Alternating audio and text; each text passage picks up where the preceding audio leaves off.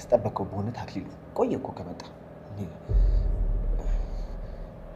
አዮ ይኸውልህ ትንኝ እንኳን ብትገባ በእውነት ያያታል እንዴት እንደሆነ አላውቅም የሆነ ነገር ውጦ ነው ያያታል እኮ የዚህ ጋር ቆመው ነው አዎ ይኸውልህ በጨለማ ተኝቶ እንኳን አይኑን ጨፍኖ 100 ሜትር አርቆ ማየት ይችላል ጅብ ነው ሰው ነው ያመጣው በጨለማ 100 ሜትር የሚያየው ክፍታፍ ደላላ ነገር ታገናላችሁ አይደል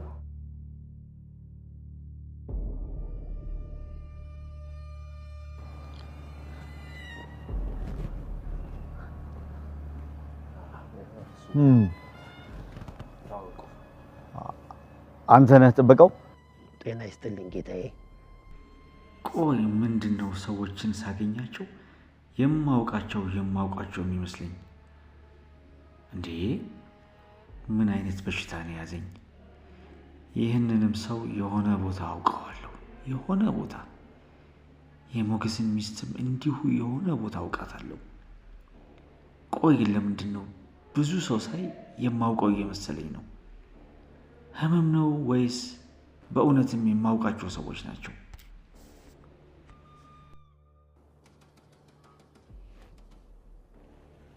ከዚህ በፊት ጥበቃ ሰርተህ ታውቃለህ አዎ ጌታዬ በደንብ አድርጌ ጠብቄ ያውቃለሁ ወታደር ነበር አዎ የሀገሬን ድንበር አስከብሬያለሁ ሳይ እድሜ ገና ነው በዚህ እድሜ ታዲያ ለምን ዘበኛ ትሆናለህ እኔማ የምፈልገው ያው አትክልተኝነት ነበረ እሱ ስራ ቢፈለግ አልተገኘም ያው ይሄን ልሞክረው ብዬ ነው ጌታዬ ታዲያ ምን ችግር አለው ግቢው በሙሉ አትክልት ነው 1000 ብር እከፍላለሁ አትክልተኝነት ተስማማለህ አረ ችግር የለውም ጌታዬ እኔ ልግባ በቃ የታባ ነው የምትሄደው አንሸፋፋ አይደላለ አይ በቃ እዚሁ ቆም ያዳምጣለሁ ችግር የለም ቆም እናዳምጥ እነዚህን አትክልቶች በአንድ ሳምንት ጽድት አድርገህ ከጨረስክ 1000 ብር እከፍላለሁ ተስማማለህ ደስ ይለኛል ጌታዬ ችግር የለውም ያው እርሶ እንደ አባት እኔም ደግሞ እንደ ልጅ ሆነን ያው ብዙ እንዘልቃለን ብዬ ገምታለሁ ብዙም አትቅለስለስ አታጎንብስ መታወቂያ ዋስ ምናምን ማንነትን የሚገልጽ ነገር ታመጣለህ አይ ጌታዬ ለሱ ችግር የለውም እንደው ነገር ላስቸግሮት ጌታዬ ያው እኔ ማደሪያም ስለሌለኝ እንደው እዚሁ እንዳድር ቢፈቅዱልኝ ለአንድ ሳምንት ችግር የለውም 1000 ብሩን የምከፍል ግን ስራን ሰርተህ ስትጨርስ ብቻ ነው አረ ጌታዬ አረ ችግር የለውም ገንዘብ ዋናው ሰው ነው እንጂ ገንዘብማ ምን እኔ አክሊሉ ነው ብርድ ቀጠቀጠኝ ልግባ በቃ እንዴ ምን አባክ ነው 10 ጊዜ ሊሄድ የምትለው አንተ ምንድነው እንቁላል ጠብሰሃል እንዴ አው እንዴ እንቁላል በላት እኮ ቤት ያለችው መንከባከብ ራሱ እንዳንድ እንቁላልነት ነው በዛ ላይ ደግሞ ስራው ይሄ ነው የመጣሁት ይሁን ደክሞኛል ልብስ መቀየር መታጠብ አለብኝ አትበል አትንጣጣሽ ሄዳውን ሄደ ሰላም ድር ታዲያ በጣም ጥሩ ሰው እሺ አይደለ እንዴ ሂድ ግባ አልኩህ አንተ ደላላ ሂድ ግባ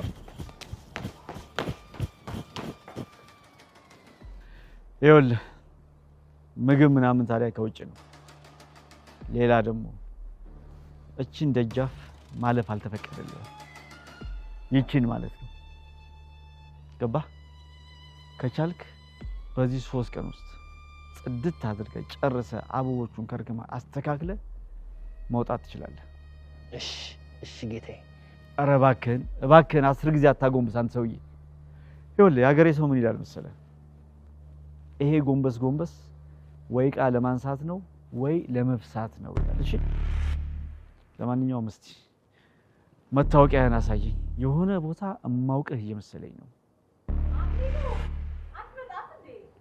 አይ ቴቴ ሰው እንደው እንደ ህፃን እናቱን ያሳድጋል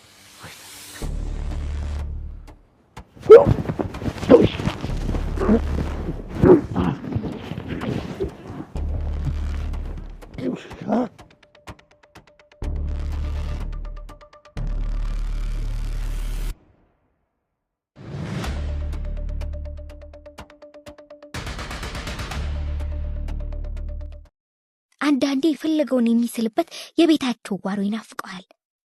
ስዕል በማይስልበት ለወርቄ ውሃ በማይቀዳበት እንጨት በማይለቅምበትና የአለቃ ሄኖክን ልብስ በማያጥብበት ጊዜ ከአብርሃ ጋር ጃን ተከል እየሄደ ወሬ ይሰማል። ጃን ተከል ብቅ ማለት ሱስ ሆኖበታል። ቤተ መንግስት ግብር ሲጣል አብርሃ ምግብ ብቻ ሳይሆን ስለምንትዋብ ወሬ ይዞለት ይመጣል። በትምህርቱ እየጎበዘ ሲመጣ አለቃ ሄኖክ በስራው ቢደሰቱ መልካም ነው በርታ ከማለት በስተቀር ብዙ ስለማያብራሩ ጥቂት ቅር ይሰኛል። ቢያሞጋግሱት ይመርጣል። የሰራውን ሲመለከቱ ፊታቸው ላይ የሚንጸባረቀውን አድናቆት ለምን በቃላት እንደማይገልጹለት ይገርመዋል። አንድ ቀን አስደሰቱት። ግቢው ውስጥ ተቀምጠዋል። እንዴትና የት እንደዋለ ከጠየቁት በኋላ ጥላዬ ስዕል ከጀመርኩ ወራት አልፈዋል። እጅም ጥሩ ተፍቷቷል። እንደነገርኩ ጥቂት ቆይተ ቄሶችን፣ መሪጌታዎችን፣ ሊቀጠበብቶችን፣ ቤተ ክርስቲያን አካባቢ ያሉ ሰዎችን መሳል ትጀምራለህ አሉት። ደስ ተሰኘ። በርታ እንግዲህ እስካሁን ጥሩ እየሰራ ነው። ወደፊት ደግሞ የበለጠ እየተፈተንክ ትሄዳለህ። ማንን እንደሚስል ሲያስብ ከረመ። በእነዚያ ወራት እቴጌ አርግዘዋል መሰል ጠዋት ጠዋት ወደ ላይ ይላቸዋል የሚል ወሬ ቤተ መንግስቱን አልፎ ጃን ተከል ሲመጣ እሱም ጋር ደረሰ። የምንትዋብ እርግዝና የሁሉ ጉዳይ በመሆኑ ተገረመ። አንድ ቀን ጃን ተከል ከምንጊዜውም የበለጠ ተጣቧል። እሱና አብርሃ ገና መድረሳቸው ነው። ሰው በቡድን ሆኖ ይወያያል፣ ይከራከራል፣ ይሟገታል።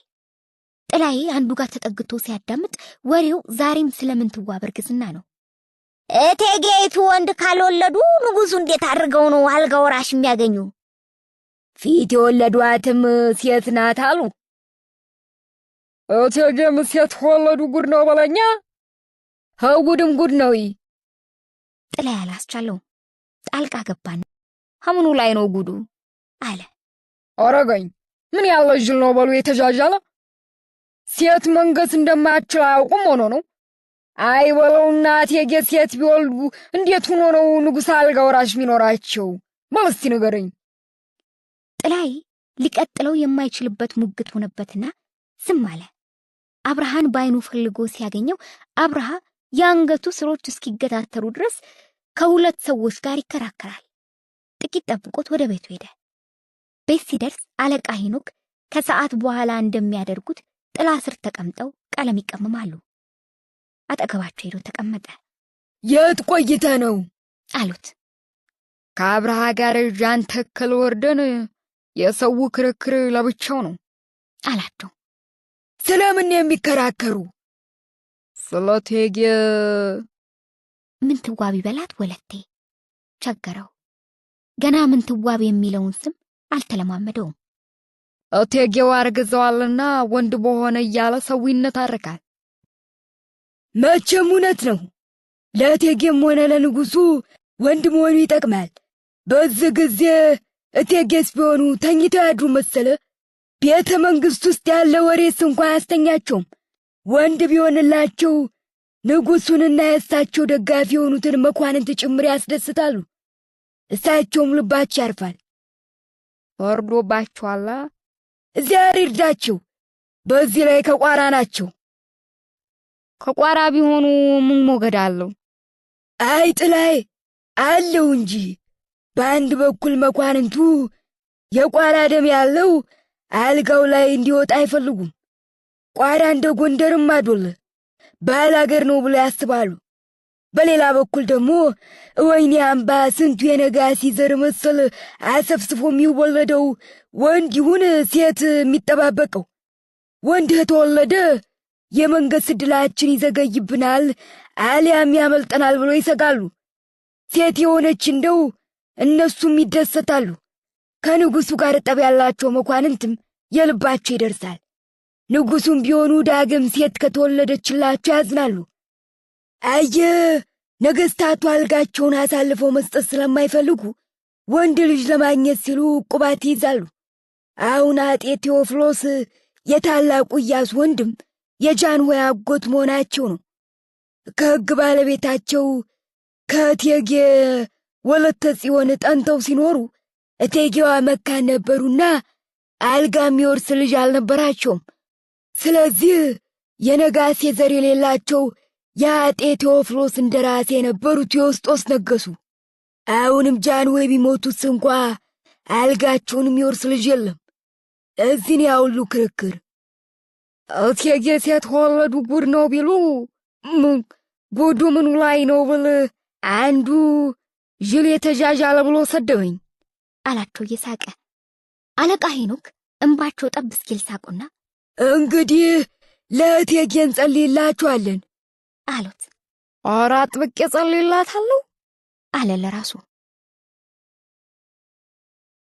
ጥላዬ ከአለቃ ሄኖክ ጋር የጠበቀ ግንኙነት እየመሰረተ ሲመጣ ብዙ ጊዜ አብሯቸው መቀመጥና መጫወት፣ ስዕል ከመሳል ቀጥሎ የሚያስደስተው ነገር ሆነ። ወደፊትም እንደሳቸው ጥበበኛ መሆን አበክሮ ተመኘ። ላደረጉለት ሁሉ ሲያመሰግናቸው ቢውል አላጠግበው አለ። አለቃ ላረጉልኝ ሁሉ መቤት የምላሹን ትስጦ አላቸው። አንድ ቀን እንደወትሯቸው ግቢ ውስጥ ተቀምጠው ሲያወሩ እኔ እኮ ማስተምረው ከተማሪዎች ጥቅም አገኛለሁ ብዬ ማዶል ልክ መምህር የነበሩት አለቃ ወልደ ሰንበት ደከመኝ ሳይሉ ሚያውቁትን ሁሉ ሳይሰሽጉ እንዳስተማሩኝ ሁሉ ተማሪዎችን ማስተማር እፈልጋለሁ። ዋጋዬ እናንተ ተማሪዎች ጥሩ ተምራችሁ ለጌታችን ያላችሁን እምነት፣ ክብርና ፍቅር በስራችሁ ስታሳዩ የመጽሐፍትን ምስጢር አንብባችሁና ተረድታችሁ በስዕል ስትገልጡ ነው። ስዕል ዋናው ዓላማው ቤተ ክርስቲያንን ማስጌጥም አዶለ። ስዕል እኮ ታሪክ ነው የሚነግር። ስዕል ራሱ እኮ ወንጌል ነው። ምዕመኑ የመጽሐፍቱን ምስጢር አያውቁም፣ አያነቡም፣ አይረዱም። ስለዚህ እናንተ ሥራ የመጽሐፍቱን ምስጢር ወንጌሉን በስዕል እንዲረዱና መንፈሳዊነት፣ አክብሮትና ፍርሃት በልባቸው እንዲያድር ማድረግ ነው። ባለፈው እንደነገርኩ ካህናቱ 5ቱን አዕማደ ምስጢር በንባብ በአተታ ይማራሉ። ምዕመኑ ግን በስዕል ነው የሚማር። ቀዳሚው ምስጢረ ሥጋዌ ነው። ከገብርኤል ብስራት ትጀምራለህ። ገብርኤል ማርያምን ትጸንሲ ይላታል። ከዚያ ልደቱን ትስላለህ። ልደቱን ስትስል 7 ሰገል አሉ፣ አድግና ላህም አሉ። ጌታን በትንፋሻቸው ያሞቁት መልአኩም እረኞቹም አሉ። ግዝረቱን ደግሞ ቀጥለ መሳል ነው። ስምዖን አለ አብሮ የሚጠቀስ ዓይኖቼ ማዳንህን ስላዩ በልቡ ሰደኝ ብሎ ጸልዮ ይሞታል። ከዚያ ምስጢረ ጥምቀቱ፣ ታምራቱ፣ ቃና ዘገሊላው አስተምህሮቱ አለ። ከዚያ ምስጢረ ቁርባንን ትስላለህ። ስቅለቱን አብረ ቀጥለ ትንሣኤውንና እርገቱን ትስላለህ። መጽሐፍት በስንትና ስንት ምዕራፍ ያካተቱትን ታሪክ ሳሊው በጥቂት ብራናዎች አሳምሮ ቀምሮ ያስቀምጠዋል። ስለዚህ ምስጢራቱን የቱ ቀድሞ የትኛው የሚከተል መሆኑን መመርመር ያስፈልጋል። የቀለም ማሳመር ብቻ ለሳሊነት አይበቃም። ጥላይ በተመስጦ አዳመጠና እሺ ኔታ ንባቤንም ስራዬንም ተግቼ እጥላለሁ፣ ቃለ ሕይወት ያሰማልኝ አላቸው። ትምህርታቸውን ከልቡ አዳምጡ። ዋናው ነገር እሱ ነው፣ ትጋት አሉት አመልካች ጣጣቸውን እያወዛወዙ። አንተን ትጉህን አግኝቻለሁ። ምን ስጦታ ያለው ቢሆን ትጋት የሌለው ተማሪ አልወድም። የስዕል ችሎታ ቢኖርህ ትጋት ካላሳየህ ሥራ ጥሩ አይሆንም። አሁን በየቦታ ያሉት የተከበሩት ሰዓሊዎች አለሱ ሌላ ኑሮ የላቸውም።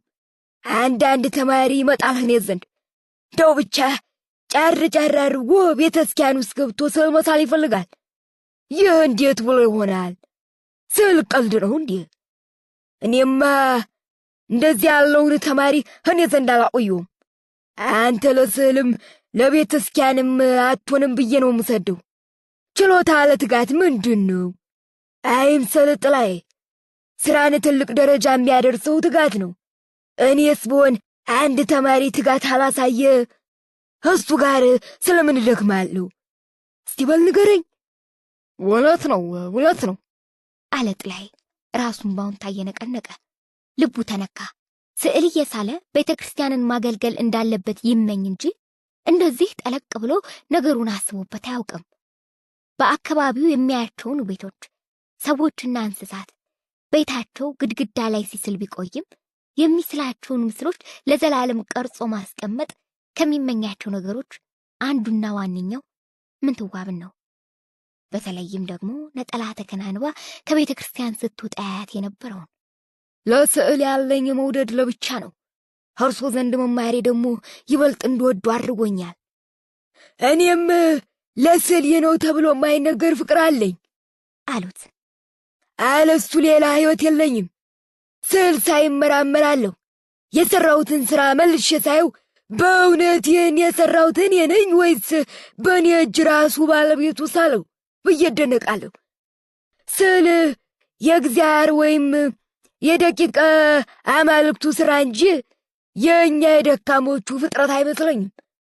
ጥላዬ፣ ስዕል እኮ እንደ ቅኔ ከሳቴ ብርሃን ነው። የተደበቀውን ምስጢር ሁሉ የሚገልጥ ብርሃን የሚሰጥ። ለዚህ ነው ቅኔን ብዙ ሊቃውንት ልሳነ መላእክት ነው የሚሉት። ጥላዬ መስማማቱን ለማሳየት ራሱን ነቀነቀ። የኔታ ስዕል ለመማር እንደዛ ስመኝ ቆይቼ አሁን መማር በመቻል እድለኛ ሁኛለሁ። እድል ከሰማይ አይወድቅም አሉት ፊታቸውን ወደሱ መልሰው። እድል እንደ ስዕል ነው፣ የሚገባው ዘንድ ነው መሄድ።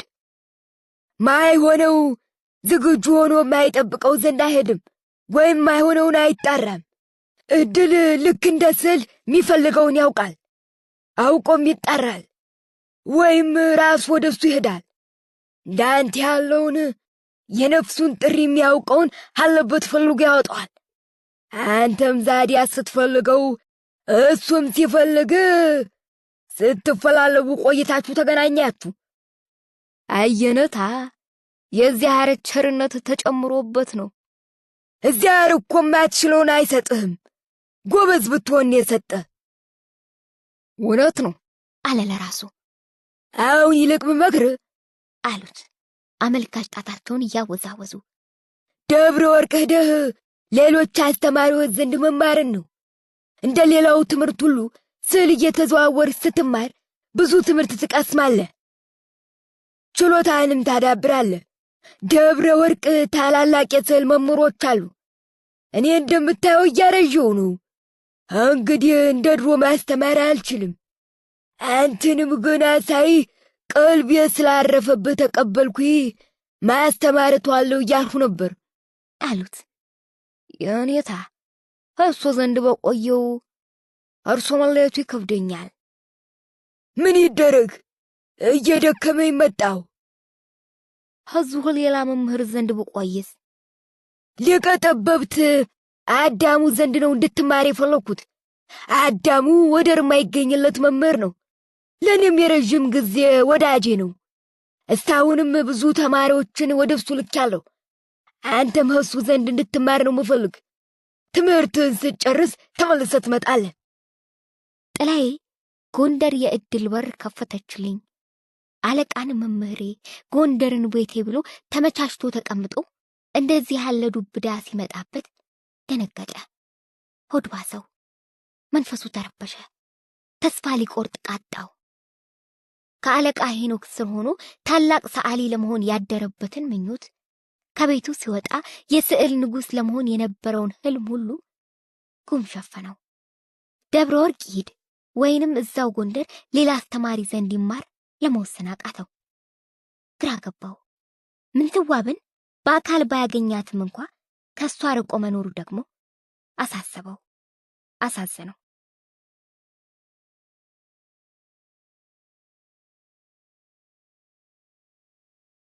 ዘጠኝ ቁስቋም ብዙ ነገር ሰታኛለች፣ ወንድ ልጅ ደግሞ ብሰጠኝ። አጼ በካፋ ሰራዊታቸው የሰፈረበት አሪንጎ ወይም የረፍት ቦታቸው ይባባ አለዚያም ግብር አልከፍልም ያለውን ሊያስገብሩና ወሰናቸውን ሊያስከብሩ በየቦታው ሲዘዋወሩ፣ ጣና አጠገብ ብርጊዳ ገዳም ሲሄዱ፣ አደን ሲወጡ፣ እልፍኝ ገብተው ጉዳይ ሲፈጽሙ ወይም መሰሪ የተባለው ድብቅ ቦታ ገብተው ከመሳፍንትና ከመኳንንት ጋር ሲመክሩ ምንትዋብና አያቷ ፋሲል ቤተ መንግስት አናት ላይ ያለው ሰገነት ላይ ተያይዘው ይወጡና የቤተ መንግስቱን ዙሪያ ገባውን ይፈትሻሉ። ሰገነቱ መላ ጎንደርንና ጣናን ከማሳየትም አልፎ ወሬ ከሚለቅመውና ከሚያስፋፋው የቤተ መንግስት ባለሟል ጆሮ ርቀው ማውራት እንዲችሉ ይረዳቸዋል። ምንትዋብ ደግሞ ጠባቂዋ ከሆነውና በሄደችበት እንደ ጭራ ከሚከተላት ጃንደረባ ራቅ ስለምትል ደስ ይላታል። አንድ ቀን እንደዚሁ ሰገነቱ ላይ ተቀምጠው ሲጫወቱ እሚታዬ ይህን ጠዋት ላይ ሽቅብ የሚለኝን አልቻልሁትም። እስከ መቼ ነው እንዲህ የምትናነቀኝ? አይኖቿን ጨፈን አድርጋ ወደ ኋላዋ ካለላለች። አይዞሽ፣ እሱ ለዚያው ነው ይተውሻል። ብቻው እንዲያርግልሽ። ጃን ሆይም ቢሆኑ ይውደዱሽ እንጂ አይምሰልሽ። አልጋ ወራሽ ይፈልጋሉ። ወንድ ሳልወልድ ብዕርስ ለቁስቋም ተይላት። ምን ጊዜም ቢሆን ከኛ ጋር ነች። አትጨነቂ። ይልቅስ ያው ቤተ መንግስት ወዳጅም ተቀናቃኝም ያለበትም አይደለ? ማን ምን እንደሆነ ማወቁም ይጠቅማል አሏት ወሬውን ለመለወጥ። እሚታዬ ትክክል ብለሻል፣ እንደምታዪው ብላ ጀመረች። ወሬውን ስለቀየሩ ደስ ብሏት እንደምታዪው ጃንሆይ ከመሳፍንቱና ከመኳንንቱ ጋር ምክር ሲይዙ እኔ አልገባም። ግና መሳፍንቱና መኳንንቱ ቤተ መንግስት መጥተው ከእሳቸው ጋር ሲጫወቱ አንዳንድ ነገር አስተውላለሁ። አስተዋዮቹ እንዳይሰሙኝ አለች ወደ እንቁላል ግንቦቹ እያየች። ውስጥ የቆሙት ዘበኞች ይሰሙ እንደሆነ ለማየት ስማቸውን ሳትጠራ እኛ አለች። አይኗን ከወዲያ ወዲያ አዘዋውራ ልታወራ የፈለገችውን ሰውዬ በማስመሰል ገባኝ ማንን እንደምትይ። አይገርሙሽም? ነገራችሁ ሁሉ ዙሪያ እሳቸው ይቅር ላንቺ ለእኛም ለትልልቆቹ ሰውን ጠንቅቀን እናውቃለን ለምንለው ግራ ናቸው። እስቲ ፊታቸውን አንድ ሰው አንድ ነገር ሲል ያንን ድመት የመሰለ አይናቸውን ወዲያ ወዲያ አቁለጨልጫሉ። ሰው የሚለውን በቅን ልቦና ማዳመጥ አይችሉ። ከዚህ በፊት እንደዛ ስትናገር ሰምተዋት አያውቁምና ተገረሙ። ማን ነበር ስማቸው? እኛ ራሳቸው ገለጥ ያለው እኛ ስንዝር የሚያህሉት እኛ ማይጠዳቸው። እሚታይ ገብቶኛል ማንን እንደምትይ። እውነትሽን ነው። ፊታቸው አይፈታም። እሳቸው ዛዲያ ነገር ያሸንፋቸዋል ይባላል። ምላሳቸውን ብርቱ ነው። እኛ ቅድም ያልኩሽ እሳቸው የባሱ ነገር ሸራቢ ናቸው። ሁለቱ ደግሞ ሁታና ቀሚስ ናቸው። ጃንሆይ ሁለቱንም አይወዱ። ሁለቱም ይሉትን አቆብ የማያገቡ ከፈለጉ እኮ ከሀገር ይነቅሏቸዋል። እንዳው ችላ ብለዋቸው ነው። ልክ ነው። እኚህ ረዥሙ ደጃማቹ ደግሞ አስመሳይ ከውስጥ ግን እኛ ጓደኛቸው ገባሽ ማን እንደሆኑ? ዩሊያና ራሳቸውን ነቀነቁላት። ሰዎቹ ማን እንደሆኑ ማወቃቸውን ለማመልከት ብዙ ጊዜ አብረው ያያቸዋል። ዛዲያ እሳቸው ጋር የሚሸርቡት ያለ ይመስለኛል። ሁሌ ሲንሾሃሾሁ ነው የማያቸው። የሚዶልቱትን አያጡም። ወዳጅነት የገጠሙትም ላይሁ ይሆናል። አሁን እየተረጋጋ መጣይ። ጃንሆይ እንደነገሱ እኮ ብዙ ዓመት ነበር። ዛዲያ እኚህ ረዥሙ በስንት ተመለጅ ደሞ ምግር ስመው ነው ጃንሆይ ይዕር ያሏቸው። እሳቸው ግና ውስጥ የሚጠነስሱት አያጡ። ያን ያመጡ ጊዜ ጃንሆይ ሌሎቹን እንደሚያደርጉት እጃቸውን ወይም ምግሯቸውን ያስቆርጧቸው አሊያም ያሰቅሏቸው ነበር። ብቻ ከመሳፍንቱና ከመኳንንቱ ጋር መክረው ማሯቸው። እሳቸው ዛዲያ ይሉኝታ ባደረባቸው ያንን ሁሉ መርበትበትና እግር መሳም ረስተው አሁንም አያርፉ። አቤት እሚታይ ጃንሆይ ግን ይህን እጅና እግር የሚያስቆርጡትን ቢተዉ። እንግዲህ አሉ የሚሉት ጠፋቸው። ገባትና ወሬውን ቀየረች። እኛ ግጥም የናቸው ምልሽ የቅኔ ሊቁ እኛ ሁሌ ወዳችኋለሁ ምልሽ ምንም ውስጥ አይገቡ ለጃንሆይም ታማኝ ናቸው አለቻቸው። እሳቸው እኮ በትምህርት የሰለጠኑ ትምህርታቸውንም ለመልካም ያውሉ ናቸው። እሳቸውና እኛ ጓደኛቸው ቄሰ ገበዙ ምስኩን ሰዎች ናቸው። ለጃንሆይ ታማኝ ናቸው ላልሽው ታማኝነታቸው እኮ ለእሳቸውም አይደለ ለዘውዱ ነው። ዋናው እኮ ዘውዱ ነው። እሳቸውን ቢጠሉስ እንኳ ለዘውዱ ታማኝ መሆን ይገባቸዋል። ንጉሶች እኮ ይመጣሉ ይሄዳሉ፣ ጥሩም ይመጣል መጥፎም ይመጣል። ቀሪው አገር አንድ የሚያረገው ዘውዱ ነው። በዝምታ ተቀመጡ።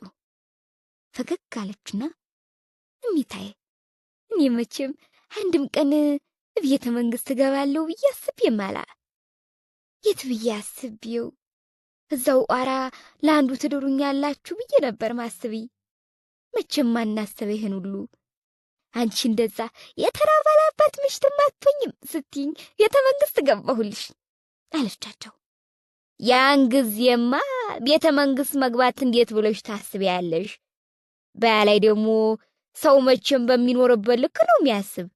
ሐላየ ሐላወ እንዴት ብሎ የሩኡን ያስባል? ለነገሩ እኔም ብሆን የተራባላባት ልጅ ምሽትም አትሆኝም ስልሽ መችህን አስቤ እንዲያው ቸሩ ዚያራ እንደበቴን ከፍቶ አናገረኝ።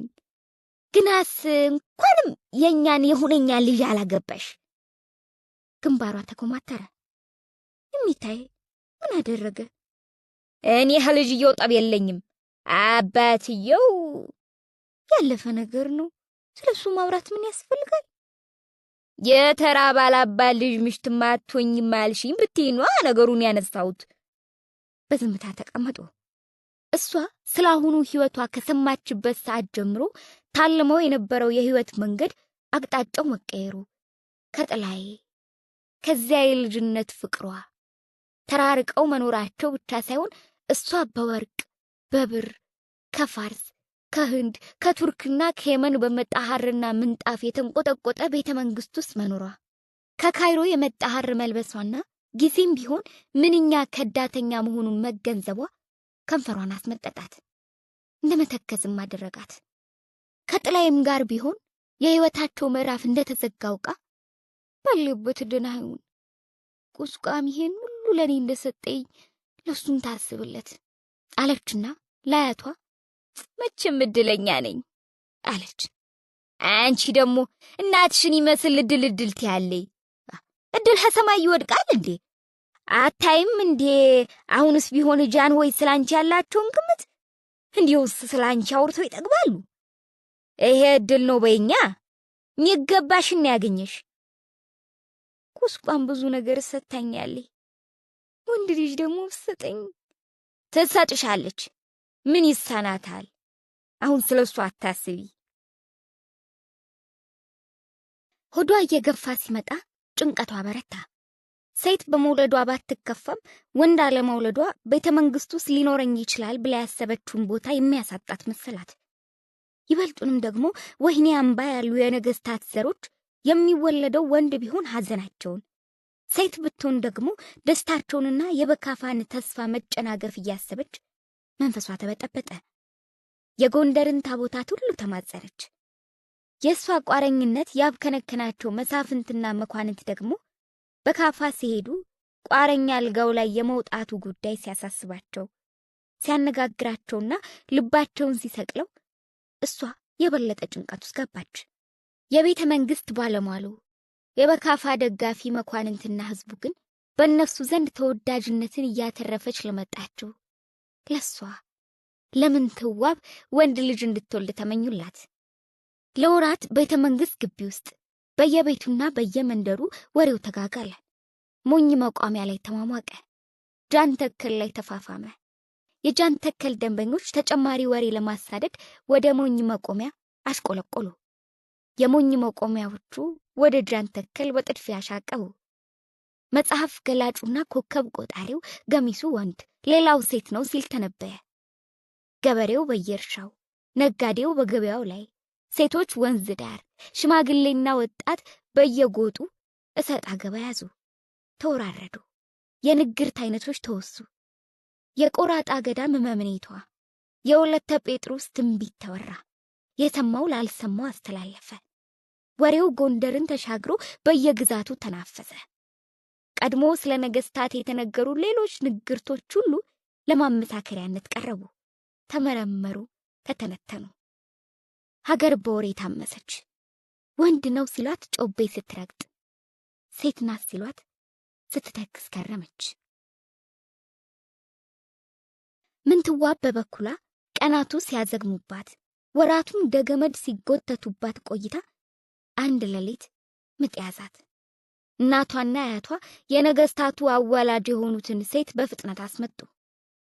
ምንትዋብ ሌሊቱን በሙሉ ስታምጥ ሴቱ ማርያም ማርያም ሲል በካፋ በጭንቀት ቁጭ ብድግ ሲሉ ሲጸልዩ ካህናት ምህላ ሲያወርዱና የቤተ መንግስት ባለሟሎች ሲንቆራጠጡ ቆይተው ንጋት ላይ የመጀመሪያው እልልታ ተሰማ። በሰላም የመገላገሏ ዜና በመሆኑ ለአጼው የአፍታ እፎይታ ቢሰጣቸውም የሕፃኑን ጾታ ለመለየት እልልታውን መቁጠር ጀመሩ። እልልታው ተደገመ። የበካፋ ጭንቀትም ናረ። ሶስተኛውና የመጨረሻው እልልታ ይሰማና ወሽመጤን ይቆርጠው ይሆን ወይስ ይቀጥላል የሚለው ጭንቀት በእያንዳንዱ እልልታ መሃል ያለችውን ቅጽበት ዝንተ ዓለም እስክትመስል ድረስ ለጠጣት። ሶስተኛው እልልታ ተሰማ። እዚህ ላይ የበካፋ የልብ ትርታ ጸጥ አለ። ሌላ እልልታ ካልተሰማ አልቦ አልጋ ወራሽ የሚለው ስጋት ሰቅዞ ይዟቸዋል።